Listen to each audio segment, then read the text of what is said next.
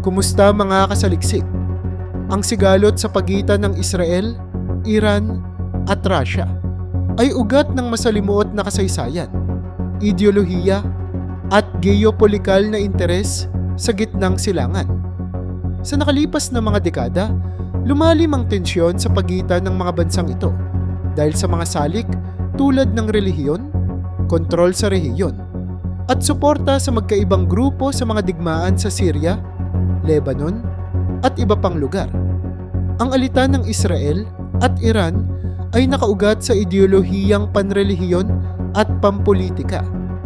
Mula nang maitatag ang Islamic Republic of Iran noong 1979, ang pamahalaan nito ay hayagang nagpahayag ng layuning burahin ng Israel sa mapa. Sa kanilang pananaw, itinuturing nilang iligal ang pagkakatatag ng Israel noong 1948 kasabay ng pagkakatanggal ng kalayaan ng mga Palestino. Sinusuportahan ng Iran ang mga grupong armado tulad ng Hezbollah sa Lebanon at Hamas sa Gaza, na parehong may deklaradong layunin na sirain ang Israel. Ang suporta ng Iran sa mga grupong ito ay lumikha ng patuloy na banta sa seguridad ng Israel, na nag-udyok naman sa huli na magsagawa ng mga operasyon upang sugpuin ang mga armas at pondo na inilalaan para sa mga ito. Kasabay nito, lumala rin ang tensyon ng Israel at Iran dahil sa ambisyong nukleyar ng Iran. Simula pa noong 2000, inakusahan ng Israel ang Iran ng lihim na pagbuo ng mga sandatang nukleyar, bagay na mariing itinanggi ng Iran. Gayunpaman, isinagawa ng Israel ang mga covert operation upang pabagalin ang nuclear program ng Iran. Kabilang na ang mga pag-atake sa mga nuclear facilities at targeted assassinations ng mga Iranian scientists. Ang mga operasyong ito ay nagdulot ng mas matinding galit sa Tehran, na lalong nagpalala sa kanilang alitan.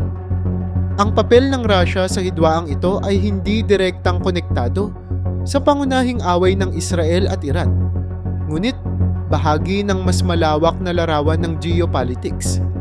Habang nananatiling kaalyado ng Israel ang Estados Unidos, kumampi naman ng Russia sa Iran sa maraming aspeto, lalo na sa digmaan sa Syria.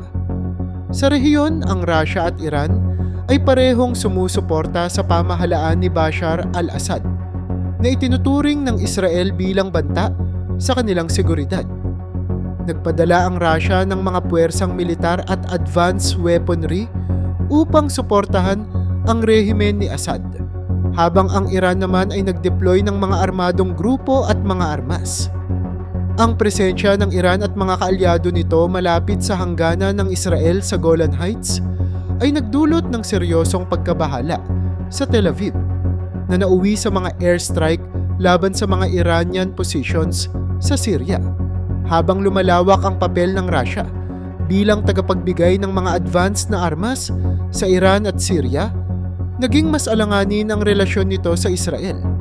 Bagamat na tradisyonal na sinusubukan ng Israel at Russia na panatilihin ang maayos na komunikasyon, ang pagpasok ng mga advanced na missile defense systems tulad ng S-300 sa Syria na ibinigay ng Russia ay itinuturing ng Israel bilang isang direktang banta.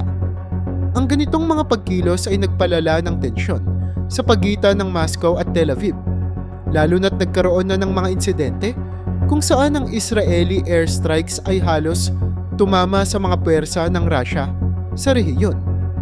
Ang komplikadong relasyon ng tatlong bansang ito ay lalong nagiging mahirap unawain dahil sa overlapping na interes. Ang pagkakasangkot ng Iran sa Russia sa pandaigdigang arena, partikular na sa ekonomiya at enerhiya, ay nagpapalakas ng kanilang alyansa. Sa kabilang banda, ang suporta ng Israel mula sa kanluran, partikular na mula sa Estados Unidos, ay patuloy na nagpapalalim ng hati sa pagitan nila at ng Iran-Russia bloc. Ang sigalot na ito ay hindi lamang issue ng tatlong bansa. Ito ay bahagi ng mas malawak na tensyon sa rehiyon na nagdadala ng mga potensyal na pandaigdigang implikasyon. Sa mga darating na taon, ang patuloy na pag-iinit ng tensyon sa pagitan ng Israel, Iran at Russia ay patuloy na magiging pangunahing hamon sa seguridad at katatagan ng gitnang silangan. Ang Israel ay kilala sa buong mundo bilang isa sa mga bansang may pinakamalakas at pinaka-advanced na depensang militar. Sa harap ng banta mula sa Iran at indirect na pressure mula sa Russia, patuloy nitong pinapalakas ang kakayahan nitong ipagtanggol ang sarili sa pamamagitan ng mga makabagong teknolohiya at estratehiya. Isa sa mga pangunahing sandata ng Israel ay ang kanilang advanced missile defense systems, particular na ang Iron Dome. Ang Iron Dome ay dinisenyo upang maprotektahan ang mga populasyon laban sa short-range rockets at artillery fire.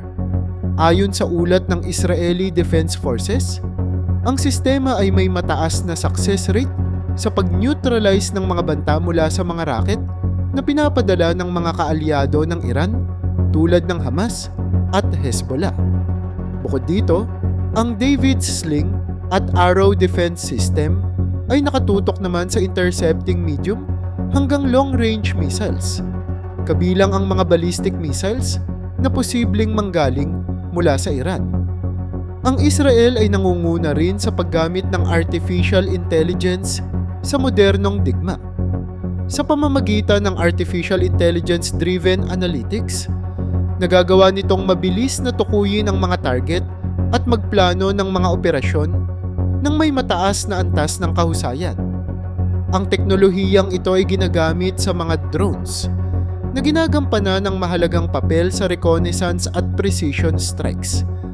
Ang paggamit ng autonomous drones ay nagbibigay daan sa Israel na makakuha ng impormasyon sa malalayong lugar, kabilang na ang mga operasyon sa Syria at Lebanon, kung saan aktibo ang mga Iranian at pro-Iranian forces. Bukod sa depensang militar, ang Israel ay may kakayahang magsagawa ng cyber warfare. Ang kanilang Unit 8200 na isang elite cyber intelligence unit ay kilala sa pagiging isa sa pinakamakapangyarihang grupo sa larangan ng cybersecurity. Ang unit na ito ang nasa likod ng ilan sa mga pinaka-advanced na cyber operations sa kasaysayan, kabilang ang pag-atake gamit ang Stuxnet virus na pinabagal ang nuclear program ng Iran mahigit isang dekada na ang nakalipas. Sa kasalukuyan, ginagamit ng Israel ang cyber capabilities nito upang pigilan ang mga pag-atake mula sa Iran at upang makakuha ng impormasyon na may kaugnayan sa mga plano at hakbang ng Russia. Isa pang mahalagang aspeto ng estratehiya ng Israel ay ang kanilang kakayahang maglunsad ng preemptive strikes. Sa halip na maghintay ng atake mula sa kanilang mga kaaway, ang Israel ay may kasanayan sa pagtukoy ng mga potensyal na banta at pagsugpo sa mga ito bago pa man sila magdulot ng pinsala. Ang mga operasyong ito, na madalas isinasagawa ng Israeli Air Force, ay kilala sa pagiging mabilis, eksakto, at epektibo.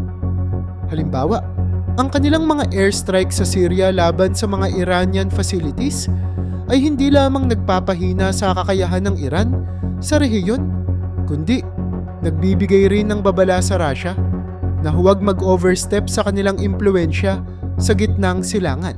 Ang pakikipagtulungan ng Israel sa ibang mga bansa ay isa pang aspeto ng kanilang estratehiya.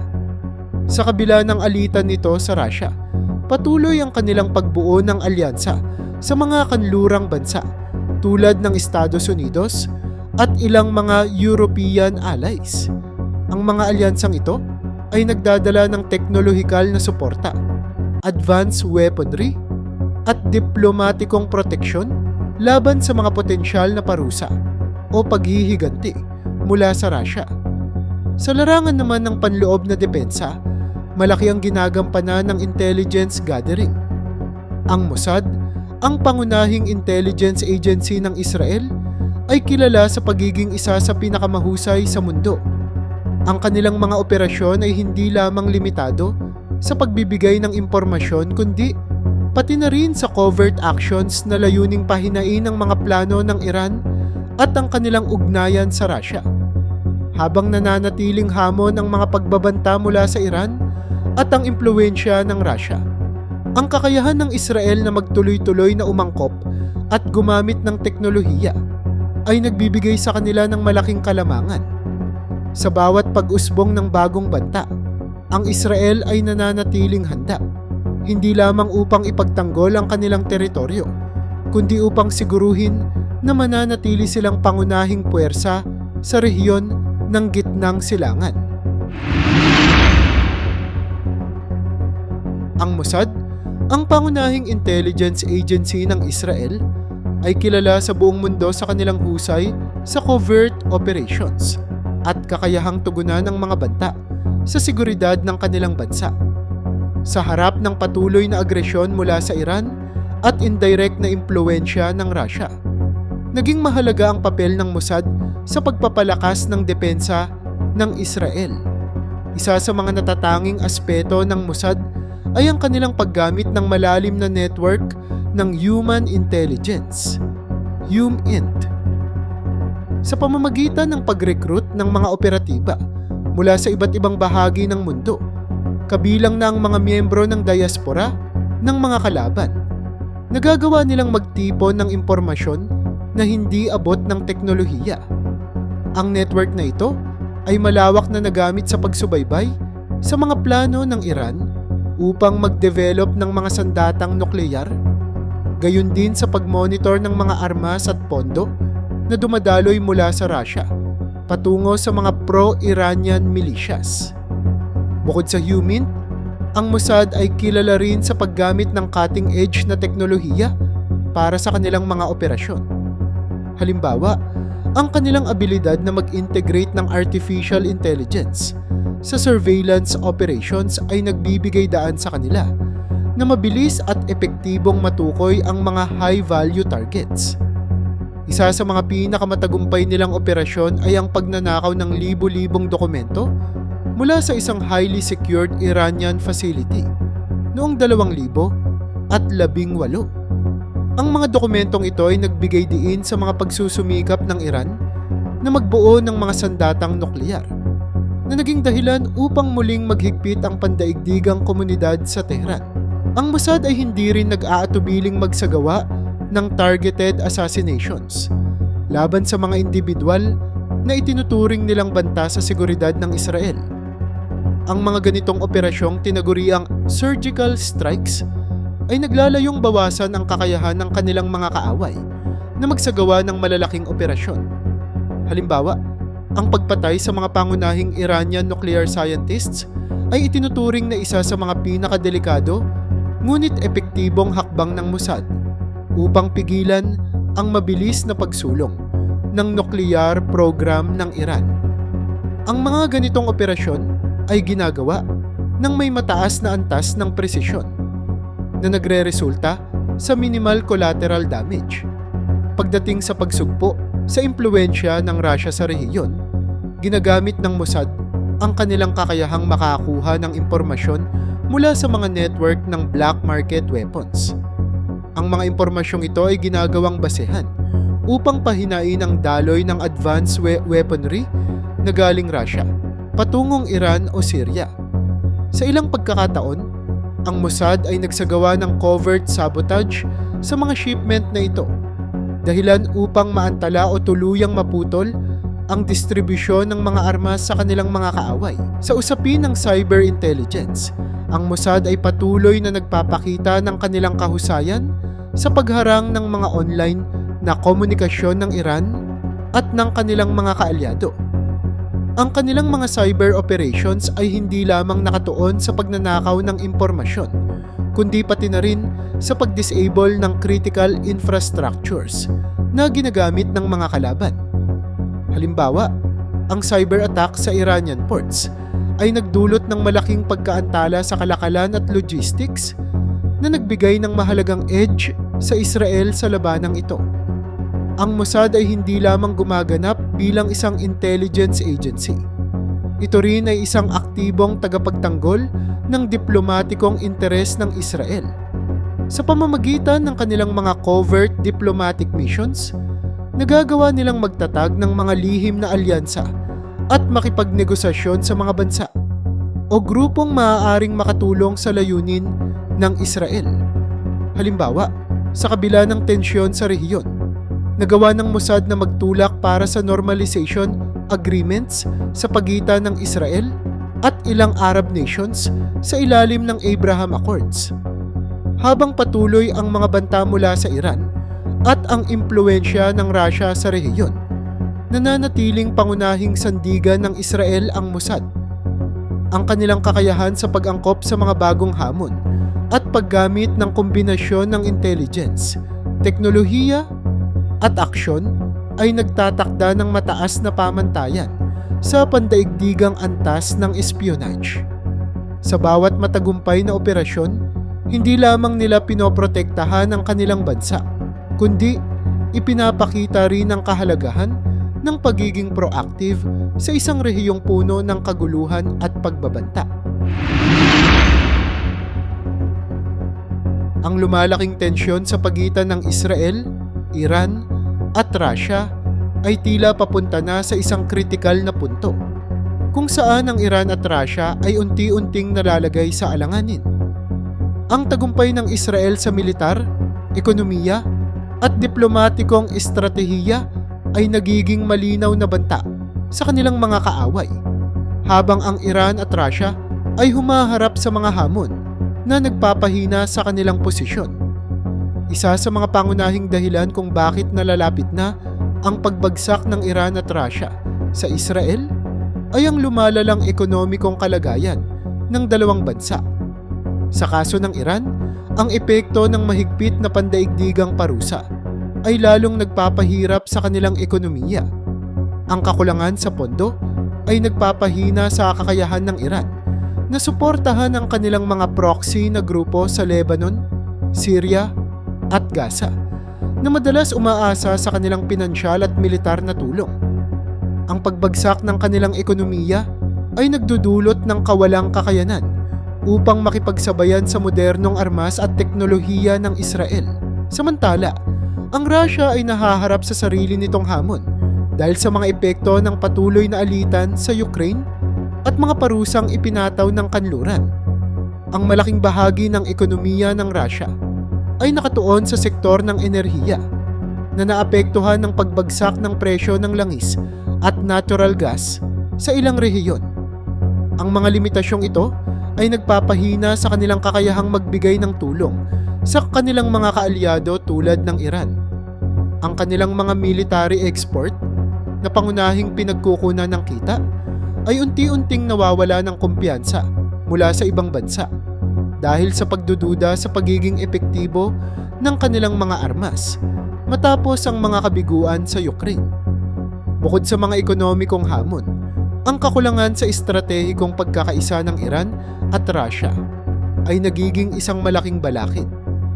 Bagamat magkaalyado sila sa ilang mga issue tulad ng suporta kay Bashar al-Assad sa Syria, may mga hindi pagkakaunawaan din sila sa ilang aspeto ng geopolitics. Ang Iran ay mas nakatuon sa pagpapalakas ng kanilang regional na impluensya sa gitnang silangan. Samantalang ang Russia ay nakatuon sa muling pagbawi ng kanilang global na impluensya laban sa kanluran. Ang hindi magkatugmang layuning ito ay nagiging dahilan upang mahirapan silang mag-coordinate ng mga konkretong aksyon laban sa Israel. Sa kabilang banda, ang Israel ay patuloy na nagpapakita ng kanilang diplomatikong lakas. Ang normalisasyon ng relasyon sa maraming Arabong bansa sa ilalim ng mga kasunduang tulad ng Abraham Accords ay nagbigay sa Israel ng mas malawak na suporta sa rehiyon. Ang pagbabagong ito ay isang malaking balakid para sa Iran, na tradisyonal na umaasa sa paghihiwalay ng Israel mula sa mga karatig nitong Arabong bansa. Ang lumalakas na kooperasyong militar at ekonomiya ng Israel sa mga bansang tulad ng United Arab Emirates, Bahrain at Saudi Arabia ay lalong nagpapahina sa kakayahan ng Iran na palawigin ang kanilang impluensya. Ang teknolohikal na kalamangan ng Israel ay isa ring mahalagang salik sa nalalapit na pagbagsak ng kanilang mga kaaway. Habang patuloy na gumagastos ang Iran at Russia sa mga tradisyonal na armas, ang Israel ay naglalaan ng malaking bahagi ng kanilang budget sa pagpapabuti ng kanilang cyber warfare capabilities, artificial intelligence, at missile defense systems. Ang mga advanced na sistemang ito ay nagbibigay sa Israel ng kakayahang harapin ang anumang banta, mula sa malalayong missile attack hanggang sa mga covert operations. Isa pang mahalagang aspeto na nagiging paborable sa Israel ay ang lumalaking pagkakakilala ng pandaigdigang komunidad sa kanilang mga banta. Ang patuloy na paglabag ng Iran sa mga pandaigdigang kasunduan tulad ng Joint Comprehensive Plan of Action ay nagdudulot ng mas malawak na suporta mula sa mga kanluraning bansa para sa Israel. Ang Russia naman ay patuloy na nahihirapan sa pagkumbinsi sa mga neutral na bansa na suportahan ang kanilang layunin sa kabila ng tumitinding presyon mula sa Estados Unidos at European Union.